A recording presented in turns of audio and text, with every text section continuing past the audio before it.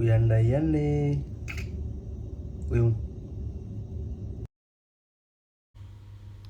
Video එක ඉවරනකම් බලලා like එකක් කමෙන්ට් එකක් ෂෙයා එකක් අනිවාර්යයෙන්ම දාන්න. බෙල් අයිකන් එක ක්ලික් කරන්න, සබ්ස්ක්‍රයිබ් කරන්න අමතක කරන්න මෙපා හොඳේ.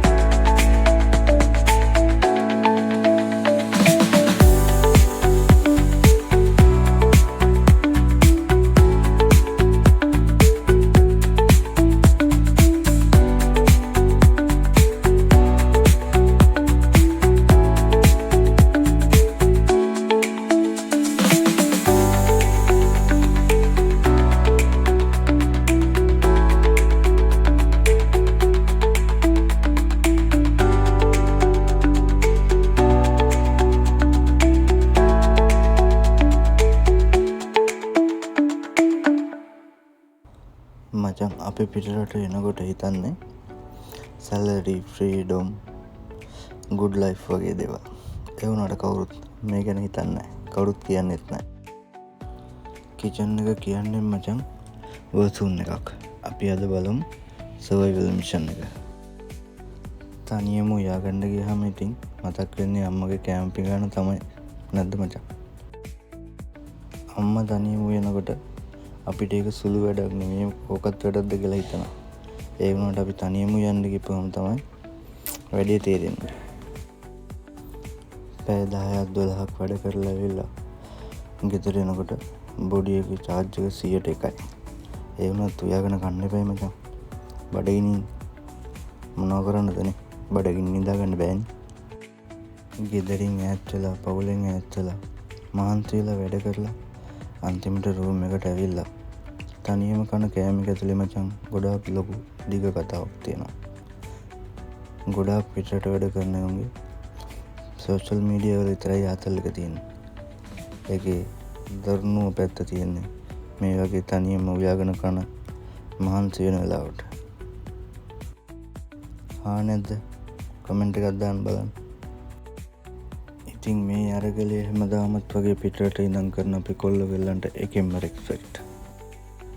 Facebook එකේ, TikTok එකේ පිටරට ලයිෆ් එක මාරම ලස්සනයි.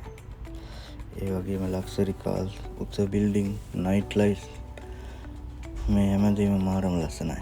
වැඩේ ඉවරලා රූම් එකට ඇවිල්ලා තනියම උයාගෙන කන එක සයිලන්ට් නයිට් පුතා. මචං දවස මහන්සි වෙලා ඇවිල්ලා අපි උයාගෙන කන කෑම එක මාර රහයි නේද?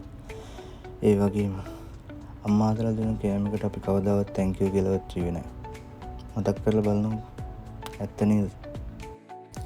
ඉස්කෝලේ යන කාලේ උදේට නිදිමතේ කිචන් එකට ගිහලා බලනකොට අම්මා උයලා කෑම බෙදලා කෑම පෙට්ටියට දාලා ඔක්කොම කරලා ලෑස්ති කරලා ඉවරයි. ඒ වගේ වටිනාකම තේරෙන්නේ දැන් මචං. අපි තනියම උයාගෙන කන්න ගිහපුවම තමයි ඒකේ වටිනාකම තියෙන්නේ. දැන් තමයි ඒක තේරෙන්නේ. පිටරටක තනි වෙලා තනියම උයාගෙන මහන්සි වෙලා බත් ටිකක් කනකොට ඒ වටිනාකම හොඳට තේරෙනව නැද්ද මචං? බ්‍රේක් අප් වුණත් අඬන්නේ නැති කොල්ලෝ ලුණු කපන්න ගිහපුවම නම් ඉමෝෂනලි ඩැමේජ් වෙනව නේ මචං. ඉරානේ.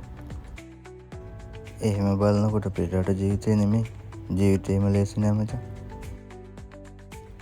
පැය 10ක් 12ක් මහන්සිලා ආවම ලොකු මෙනු ඕනේ නෑ මචං. පොඩි දෙයක් හදාගෙන කන එක තමයි රාජභෝජනේ නැද්ද? අද මගේ මෙනු එක තමයි කැරටු යල එකට දාලා බිත්තර තම්බලා බත්.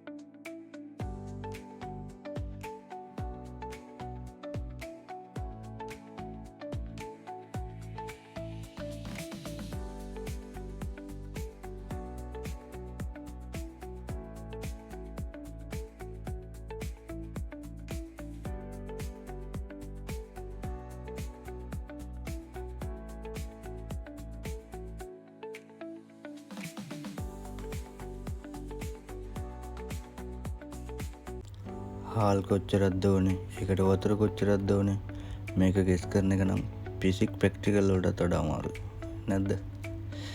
මට නම් එහෙමයි.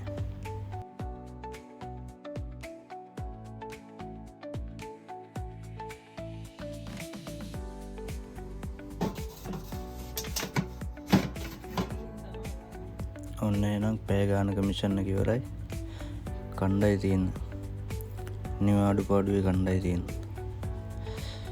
ඔක තමයි එකම සැනසීම.